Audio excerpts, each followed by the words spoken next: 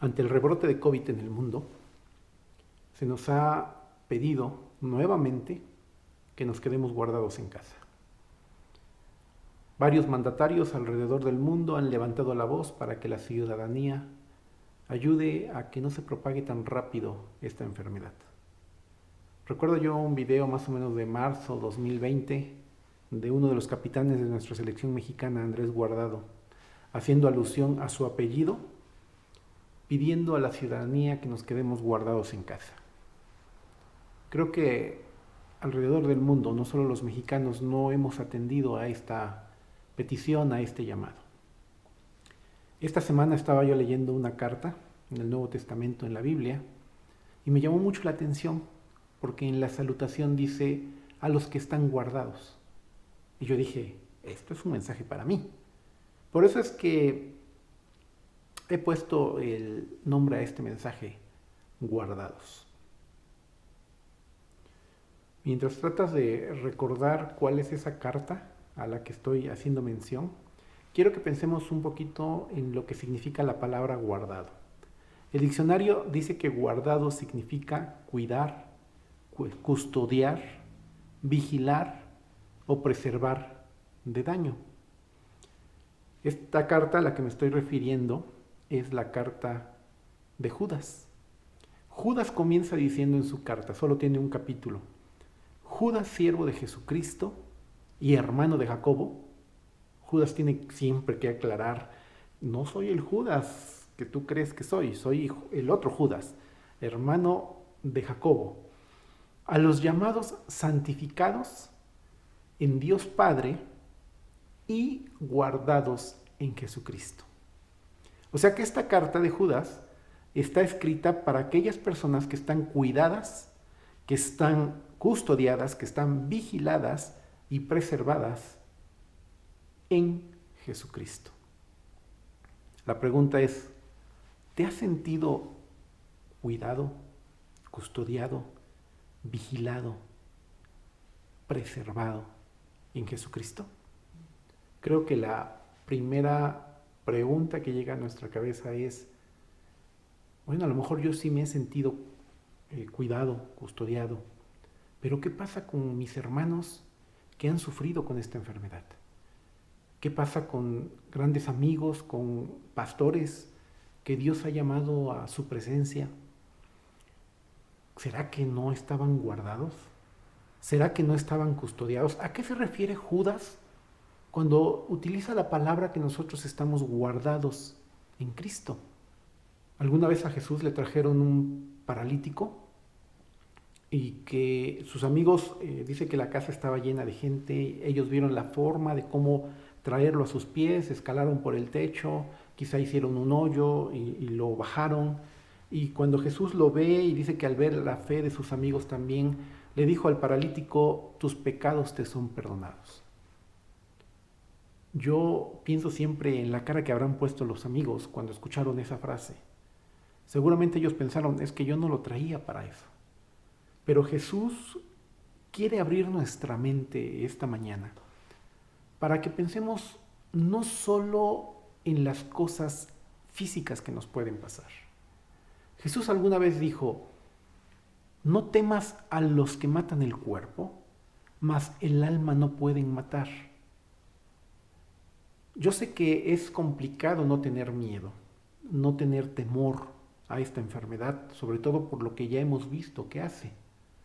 Pero Jesús esta mañana nos está diciendo, no le temas a lo que puede quitarte la vida. Nuestro paso por este mundo es temporal. La Biblia nos dice que somos extranjeros, que somos peregrinos, que nuestra ciudadanía está en los cielos. Así que no somos de este mundo. ¿Y quién le da miedo volver a casa? A nadie le da miedo volver a casa, nos da un gusto volver a casa. Y Jesús quiere abrir nuestra mente para decirnos, no temas a quien puede matar tu cuerpo. No le temas. Y este es el mensaje de este día. En esa ocasión, Jesús le pregunta a la gente y a los fariseos que estaban murmurando, ¿quién es este que perdona pecados? ¿Qué es más fácil decir? ¿Tus pecados te son perdonados? O levántate, toma tu lecho y anda. Déjame parafrasear esa frase que dijo Jesús. Esta mañana nos está diciendo, ¿qué es más fácil? ¿Qué es más fácil decir? ¿Que te voy a guardar del COVID o que te voy a guardar a ti? ¿Qué es más fácil? Así que quiero que pensemos en la carta de Judas y pensemos de qué nos va a guardar. ¿A qué se está refiriendo Judas de que estamos guardados en Cristo? Gracias a Dios que Judas nos responde esa pregunta un versículo antes de terminar su carta. Dice Judas 1:24, y aquel que es poderoso para guardarnos sin caída. Judas nos explica de qué nos está guardando. Nos está guardando de no tener una caída. Primero Judas en este versículo nos lleva a pensar en quién nos está cuidando. Dice, y aquel, refiriéndose a Dios, que es, y dice un atributo de Dios, que es poderoso. Nos hace pensar en el poder de Dios. No depende, hermano, de ti o de mí el no caer. De nuestras fuerzas, de nuestra voluntad, de nuestra fe. No depende de eso el que no caigamos. Depende de aquel que es todopoderoso. No sé si has visto estas fotografías en donde van alejando a la Tierra y se va abriendo el universo y cada vez la Tierra se va convirtiendo en un puntito y de repente dicen, aquí está la Tierra y en medio de la inmensidad de una parte del universo nos volvemos polvo, nos volvemos nada. Bueno, pues ese Dios que hizo todo ese universo es el que nos está cuidando, es el que nos está guardando, es el que nos está custodiando, como dice el significado de la palabra guardar. Judas empieza diciendo que esta carta está para aquellos que están guardados en Cristo y termina diciendo que Él es poderoso para guardarnos sin caída.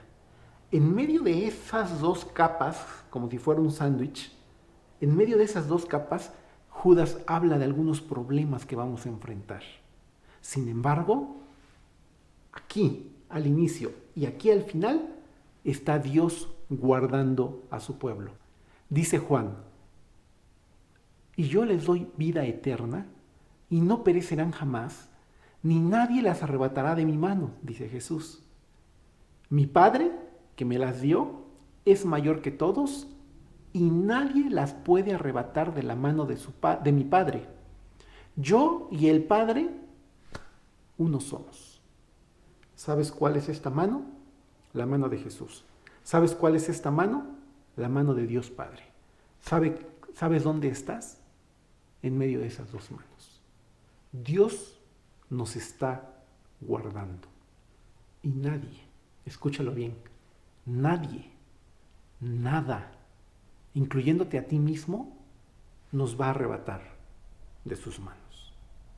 Ahora, ¿de qué nos está guardando Dios? ¿Del COVID? ¿De no perder tu trabajo? ¿De que no llegue alguna enfermedad a tu casa?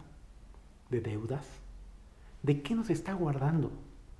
¿De qué nos dice Judas que Dios es poderoso para guardarnos? Dice que Él es poderoso de guardarnos de no caer. Y la pregunta, si la parafraseamos nuevamente, es como si Dios nos dijera, ¿qué es más fácil decir? ¿Te voy a guardar del COVID o te voy a guardar de que no caigas? Viendo mi debilidad, viendo todavía mi necedad en el corazón, viendo lo fácil que soy de distraerme, lo fácil que soy de desanimarme, claro que es más complicado guardarme sin caída. Además, leyendo los ejemplos que pone Judas en los versículos 5 al 7, de personas que no terminaron bien, pues todavía me llena de dudas en mi corazón, porque yo al ver esos ejemplos, yo digo, yo no soy mejor que ellos. ¿Tendré más esperanza que ellos?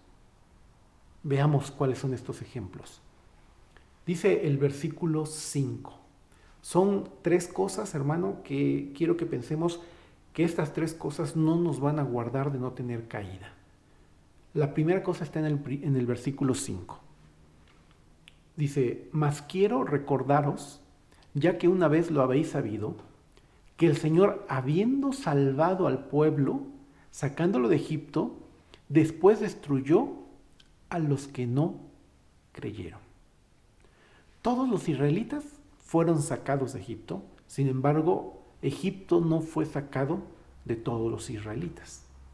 Ser israelita no los iba a librar de no caer. Así que si lo pasamos en una aplicación al día de hoy, pertenecer a alguna religión no te va a guardar de no caer. Venir de alguna familia, pertenecer a alguna asociación, ser cristiano, musulmán, católico, no va a hacer que no caigas. Dios saca a Israel, a todo Israel, de Egipto, con grandes maravillas, con grandes señales. Sin embargo, nos dice este versículo, que en medio del desierto destruyó a aquellos que no creían. Todos tenían la promesa de una tierra prometida. Sin embargo, no todos creyeron esa promesa. Hemos dicho que la Biblia nos dice que somos extranjeros y peregrinos en este mundo. Sin embargo, no todos lo creen. Muchos piensan que lo que se vive acá es lo único que hay, a lo único que podemos aspirar. Sin embargo, Dios promete que nuestra ciudadanía no está en esta tierra. Nuestra ciudadanía está allá en el cielo. La pregunta es, ¿lo crees? Tristemente, he visto en algunas personas que su fe ha menguado. Y la explicación a esa pérdida de fe puede ser lo que pasó con el pueblo de Israel. El pueblo de Israel vio grandes prodigios cuando salieron de Egipto. Vieron 10 plagas, vieron cómo se abrió el Mar Rojo. Claro que puedo yo confiar en Dios si yo veo que en donde yo vivo no pasa nada, pero en Egipto están muriendo los primogénitos y que el ganado se está infectando, pero que en Gosén no pasa nada y que si yo voy a pasar por el mar se abre. Claro que voy a confiar en Dios. Pero cuando empiezan a entrar en el desierto y cuando empieza a escasear la comida y cuando empieza a escasear la carne y cuando empieza a escasear el agua, empiezan a dudar de Dios. Y cuando empiezas a ver que no era lo que tú esperabas estar viviendo en el desierto, empiezas a desconfiar de Dios. Quizá algunos hermanos, al ver que Dios nos está metiendo por un desierto, con el único objetivo de fortalecer nuestra fe, de aprender a amar a Dios, porque ¿cuándo se aprende a amar a Dios, hermano? Cuando las cosas están bien, cuando las cosas van viento en popa. Ahí no es aprender a amar. Es como cuando aprendes a amar a tu esposa, cuando las cosas están mal, cuando tienes que ejercer ese amor hacia ella, es cuando estás realmente demostrando que la amas. Cuando las cosas están bien, cuando hay dinero, cuando hay salud, cualquiera puede amar. Cuando Dios nos mete en el desierto para perfeccionar nuestro amor hacia Él, algunos dejan de creer. Cuando Dios comienza a poner normas, reglas, mandamientos, a algunos ya no les gusta. Cuando Dios empieza a pedir, tienes que tomar la espada para ir a conquistar, algunos ya no están dispuestos. Cuando te dice, hay una tierra prometida que tienes que conquistar, algunos al ver las murallas y que hay gigantes, se desaniman.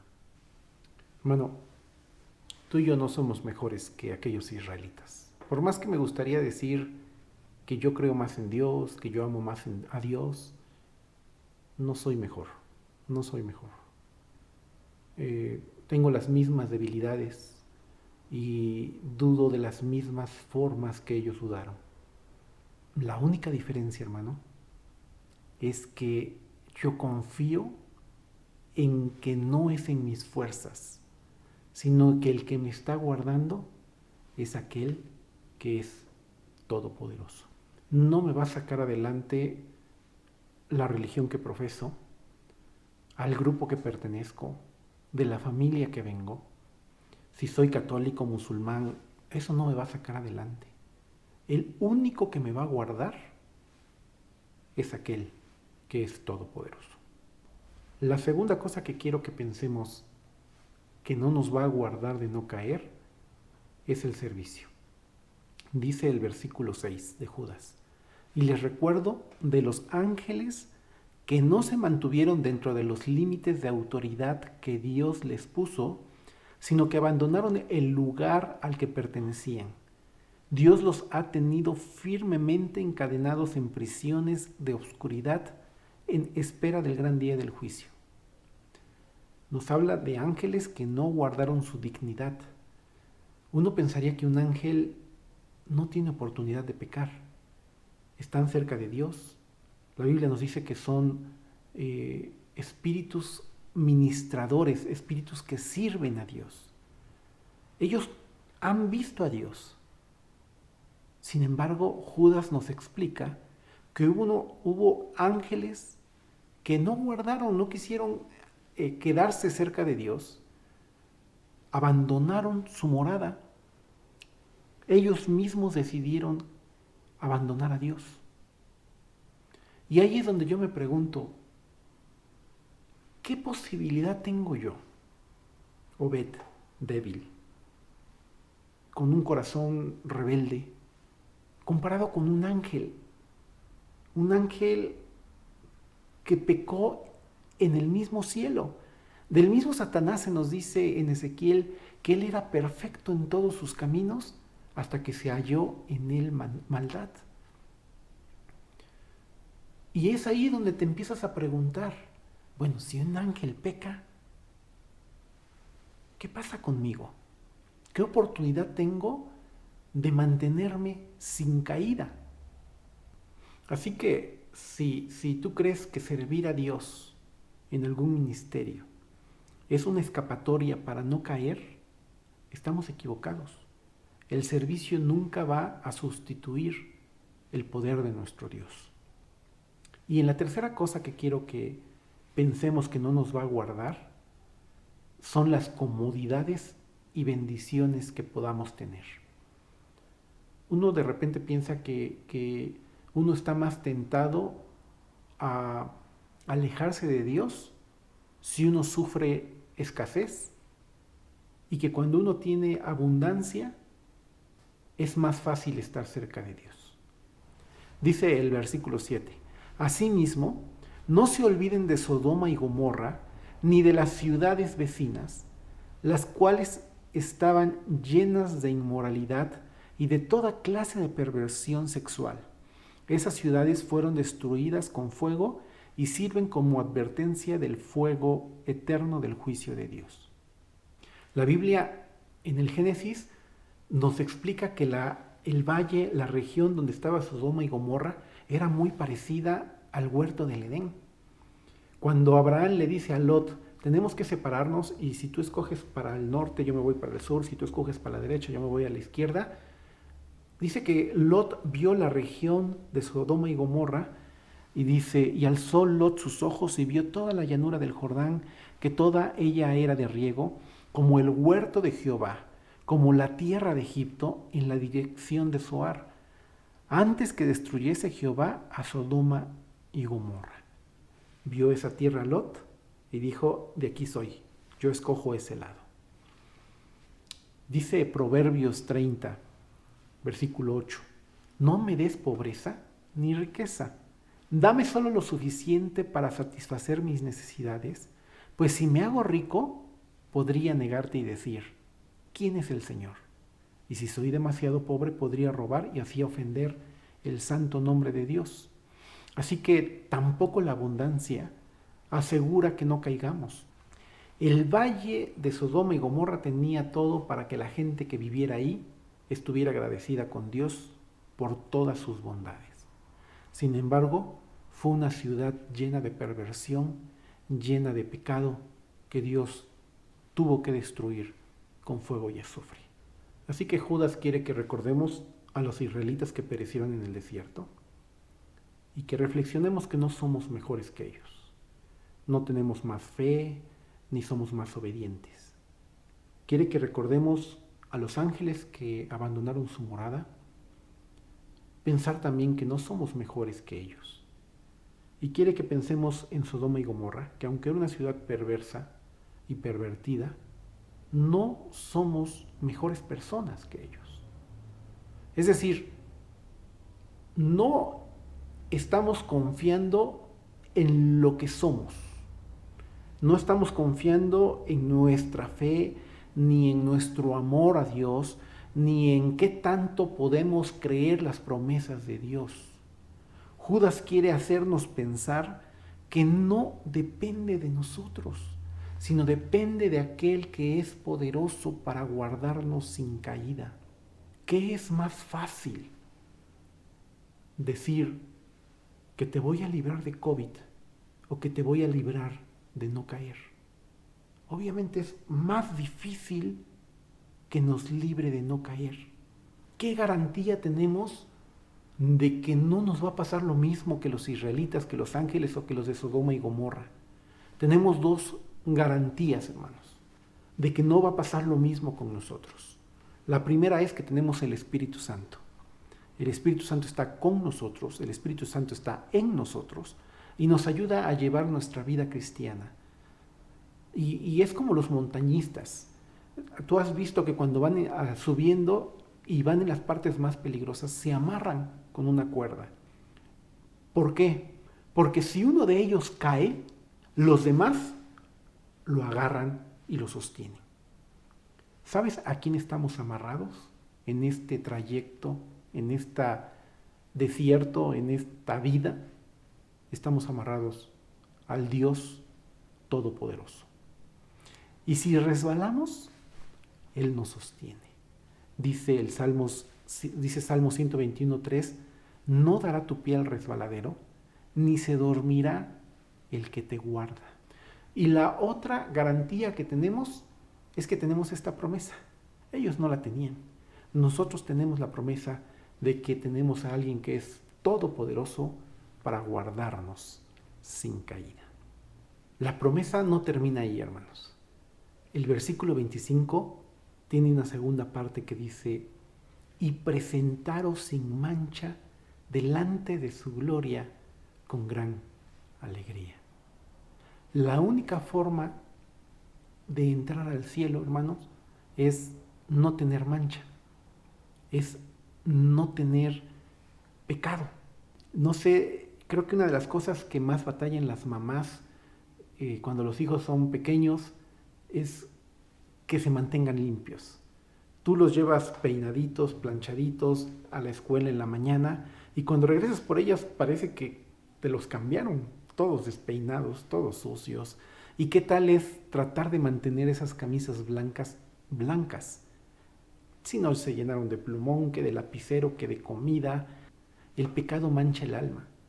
Por eso es que el salmista decía, lávame más y más de mi maldad y límpiame de mi pecado.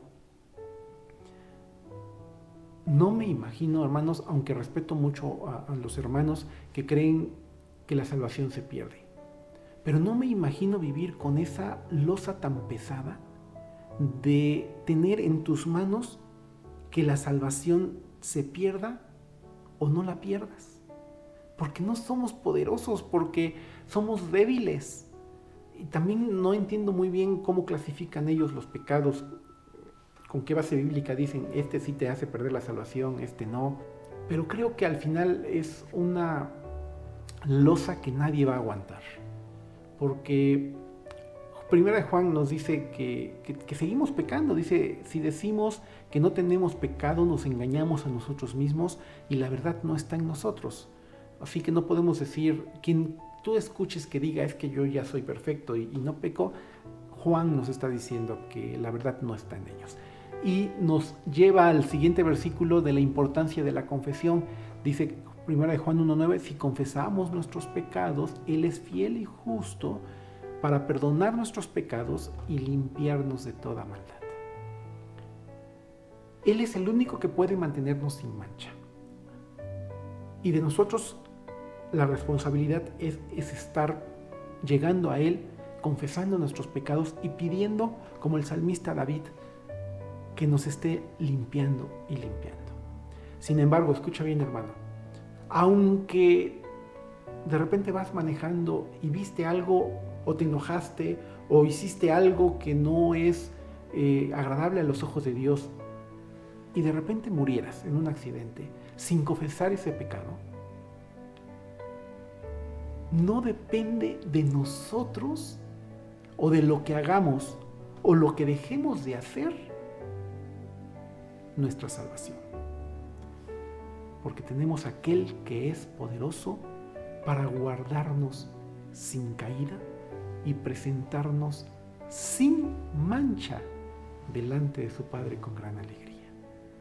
No estoy diciendo, ni estoy enseñando, ni estoy haciendo apología de pecado. No estoy diciendo que, bueno, entonces, si no depende de nosotros, bueno, pues entonces pequemos, total, tenemos aquel que es poderoso.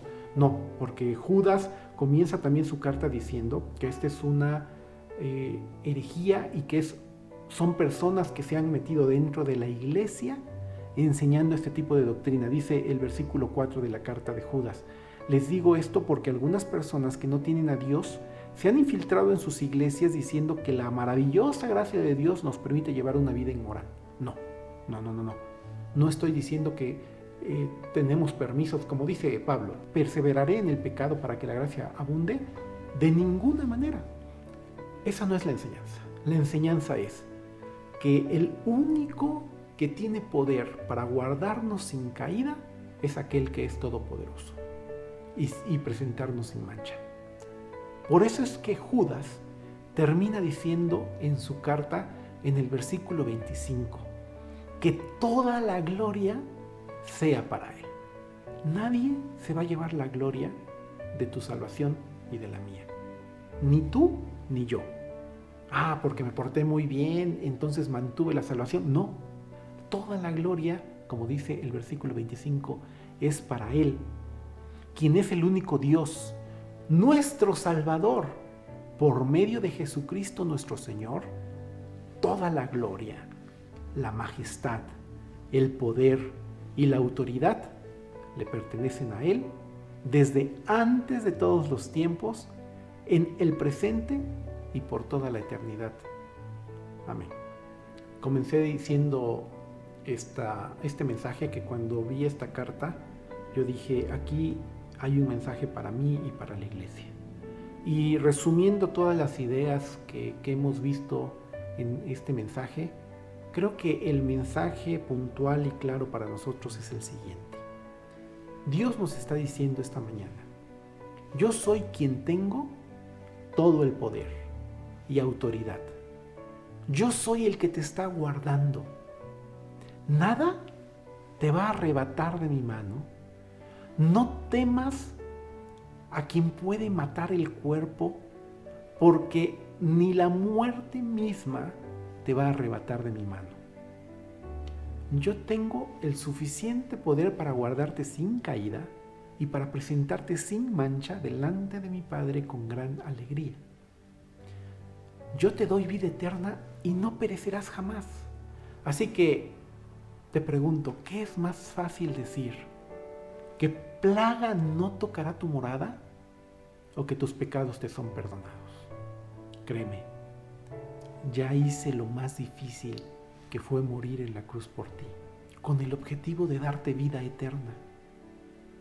Y créeme, si Dios no escatimó a su propio Hijo, sino que lo entregó por todos nosotros, ¿cómo no va a darte también junto con Él todas las cosas?